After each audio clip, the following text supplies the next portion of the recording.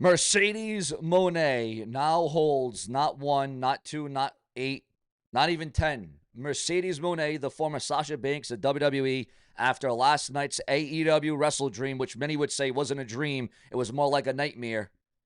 Mercedes Moné now holds 11 different titles, 11 different championships. What do you think about that? Do you like it? Are you for it? Does she deserve it? Has she earned it? The thing is, Mercedes Moné, Sasha Banks can win all the championships. She can win all the titles. She can stack them all up. But the fact of the matter is, at the end of the day, has she defended? How can one person defend all those championships, all those belts? I mean, she should be defending those belts each and every day, not just every week or every month or every other month.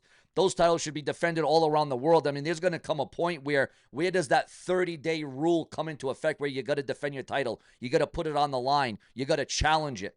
Guys, I want your thoughts, your brutal comments. And again, I don't care if you're for her, against her, respect her, you're a fan of her, or used to be a fan of her. What are your overall thoughts and opinions of Sasha Banks now last night? She has now broke the record, guys. You got to understand this. She has now broken the record of the Ultimate Dragon. Remember the Ultimate Dragon in WCW, and he was in many other different wrestling promotions and companies across the world, across the countries, across the continent. The Ultimate Dragon, a legend in time, the masked superstar that he was.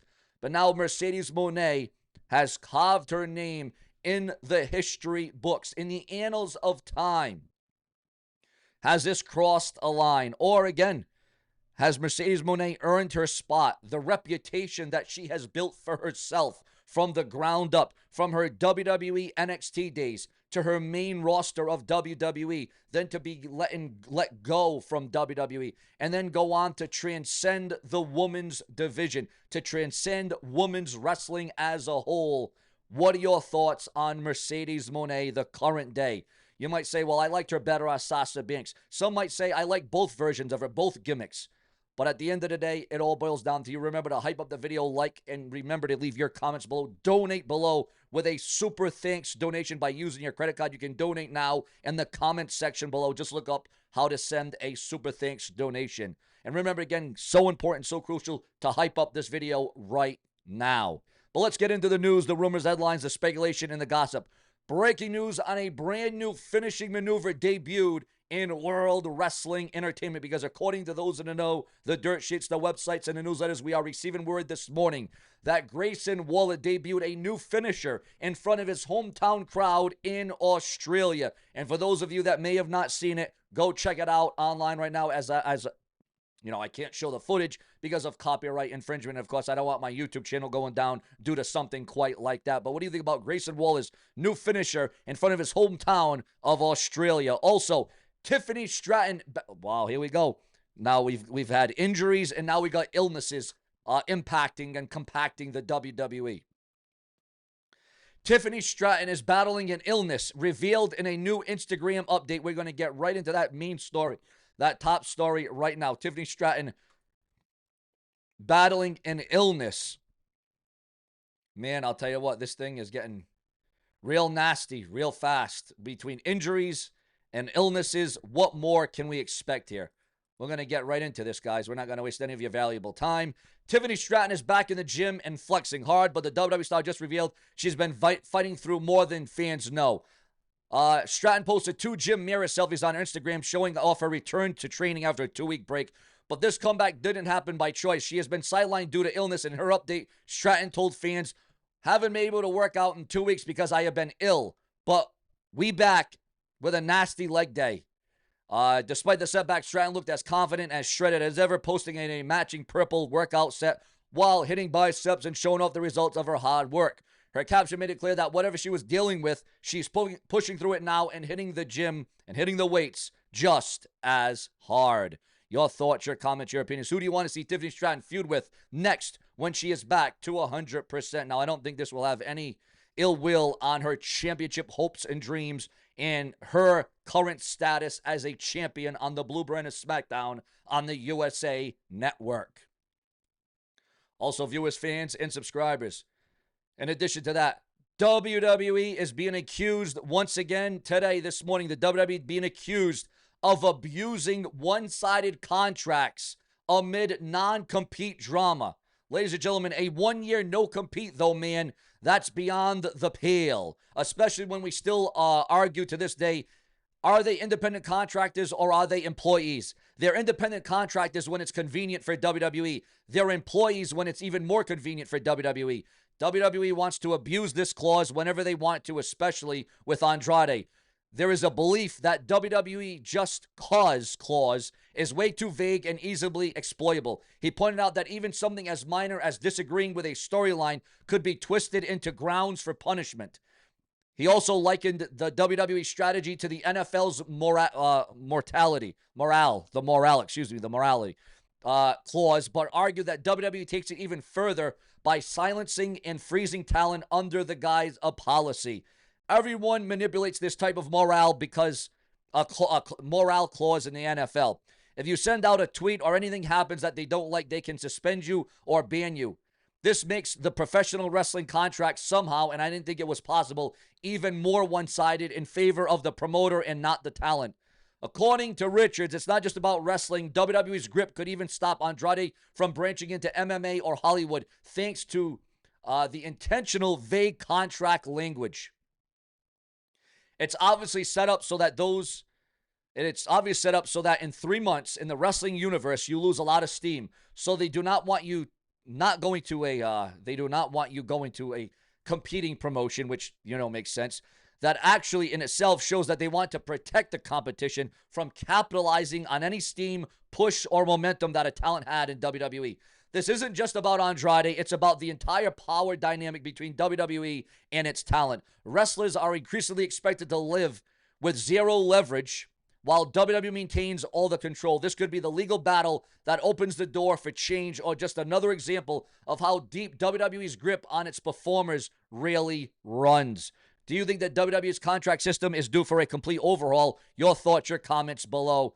And, man, I'll tell you, there is some comments on this one. The hypocrisy from Stevie is hilarious. He did the same thing in ECW. He jumped to WCW thinking that he could. WCW didn't read the fine print. Heyman's father, being a lawyer, saw the contract that Stevie had with ECW. They sent a letter. Stevie got let go by WCW and had to go back to ECW hat in hand. So, again, yeah, there might be a little bit of a confliction there from what Stevie Richards is saying in the whole morale and the whole business sense as it concerns what the WWE is doing. But at the end of the day, is it right or is it wrong? That's what really it all boils down to. Also, last night, what did you think, guys? For those of you that are AEW fans and that watch it, what was the match of the night?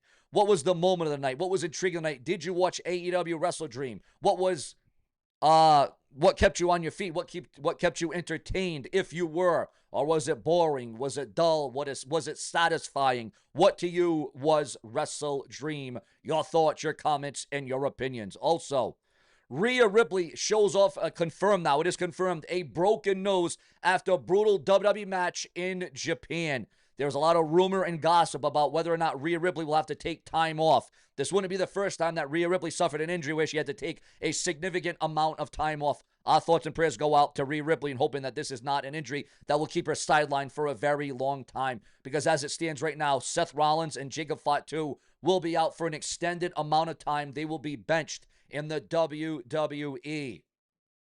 Xfinity Comcast malfunctions prevented AEW Wrestle Dream orders. So that order number where the pay-per-view buys might be a lot less. It might be a lot lower because of Xfinity malfunctions preventing AEW Dreams for the fans to order it. Also,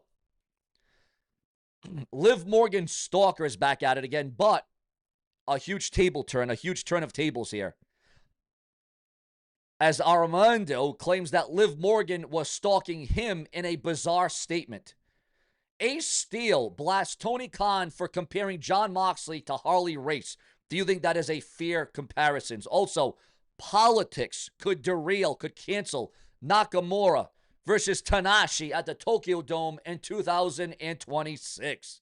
Also, AEW Wrestle Dream crowd burnout blamed on the long run time. Your thoughts, your comments, and your opinions on that. The real reason behind Bryan Danielson's absence from AEW Wrestle Dream is being revealed and leaked online according to those in the know. And AEW launches a fresh wave of takedowns targeting Wrestle Dream clips online. Tony Khan addresses Amazon Prime streaming issues during AEW Wrestle Dream. And again, guys, you talk about the future of wrestling is streaming, whether it be Netflix or Amazon or this, that, or the other. But yet when it was on shows like TBS or USA or the new TNN or UPN, there was no blackouts. There was no freezes. There was no slowing up. You didn't have these feed problems. What'd you think about the return of Sting? Yes, Sting made his AEW return to help Darby Allin win the I Quit match against Jon Moxley at Wrestle Dream. AEW Wrestle Dream experiences massive streaming issues on Amazon Prime. And viewers, fans, and subscribers, when Sting returned, when Sting made his comeback, because this was big, this was huge, this was a nostalgic grab, make no mistake about it. I will say right now that according to rumor and gossip online, this does not mean that Sting will be returning to an in-ring, because as we all know, Sting has retired from in-ring wrestling, from competing in that wrestling ring. Your thoughts, your comments, your opinions, and your emotions on all of that. But what did you think about the return of Sting? And did you anticipate that, or did you expect that to happen? Also, we got a big news report on WWE and TKO. Is the relationship strained? Is it coming to an end? What is Triple H's thoughts? What is his feeling? Ladies and gentlemen, we're going to bring this to you right now because this is a hot topic online. Triple H's bold statement backstage after negative fan reaction and the whole TKO deal. And as we all know, TKO has ruined WWE. They have put up the ticket prices to all-time levels that we've never seen. You're having to buy this, that, and the other just to watch WWE, just to access it. We don't understand just how good we had it when it was just the WWE Network for $9.99, and you got all the content, you got all the features, you got everything. And then you had to pay for Peacock, which wasn't so bad. And then we had Raw and SmackDown. But now you have to pay for everything separately. TKO is killing the WWE very slowly. They may not notice it now. They may not recognize it now, but let's get into the report. What was meant to be a historic night for WWE's partnership with ESPN quickly turned into a public relations headache, a public relations corporate nightmare. WWE, billed as WWE's grand debut on the Sports Network's platform, has instead become a talking point for all the wrong reasons, plagued by technical issues, negative reviews, and fan frustrations. Now, of course, it all started with WrestlePalooza. To signal a new era for WWE, one that merged sports entertainment with mainstream sports broadcasting on ESPN. Instead, the show faced widespread technical problems, with many fans who paid $29.99 through the ESPN app a month to access the stream only to see error messages and login failures. Others complained about being pushed into higher tier subscription bundles without warning. Adding to the frustration, ESPN's own in-house review gave the lukewarm event a C grade, describing the overall show as averaged.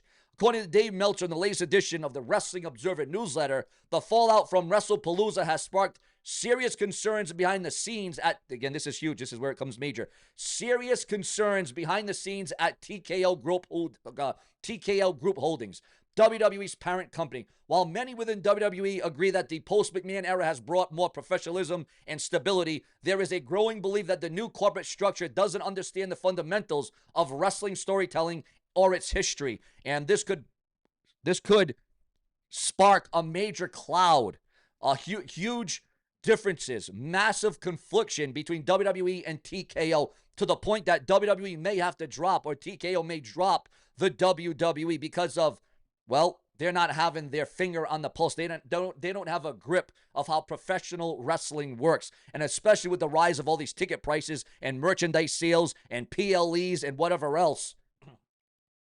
Meltzer's report also mentioned internal anxiety over AI integration, with some employees fearing potential job cuts in the production and editing departments. Meanwhile, the combination of record low TV ratings, technical failures, and lukewarm fan reception to WWE on ESPN as well as WrestlePalooza has intensified skepticism within parts of the organization.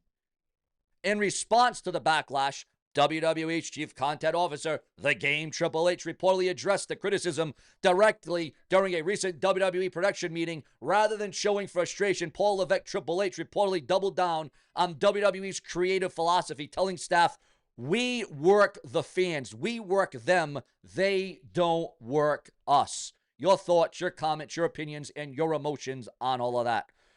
So what do you think, guys? Should WWE and TKO be dropped? Should it be canceled? Should WWE find another parent company? Should WWE be under some new leadership? What should be the plan? What should be the strategy? What should be the orchestration? Also, viewers, fans, and subscribers, Mercedes Mone calls out Chris Statlander for AEW Full Gear match.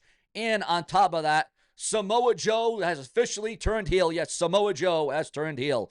Mercedes Mone declares herself greater than Ultimo Dragon after record-breaking win. AEW Wrestle Dream 2025 was already historic when Mercedes Mone captured her 11th championship, surpassing the Ultimo Dragon's long-standing record. But now she has put herself over the Ultimo Dragon. Do you think that this is a fair and right comparison? It all boils down again to your thoughts, because remember, your view is the only view that matters on this very website, to the delight of each and every one of you, because I am Sean's View, and this is the foundation. Ladies and gentlemen, we got plenty more to come. Stay tuned. Remember to set a reminder on your cell phone, your iPhone, your laptop, your watch, your PC. Set a reminder to watch Sean View TV hourly, because I try to get those videos out there hourly as soon as the news presents itself. If not, hourly, at least check me out in the morning, the afternoon, and the night. Refresh my channel by hitting that refresh button. If you don't know where it is, just Google it, Yahoo it, Chat GPT it. There is a refresh button. Or just type in SeanzViewEnt on YouTube to get the latest, the hottest, the greatest, the most descriptive.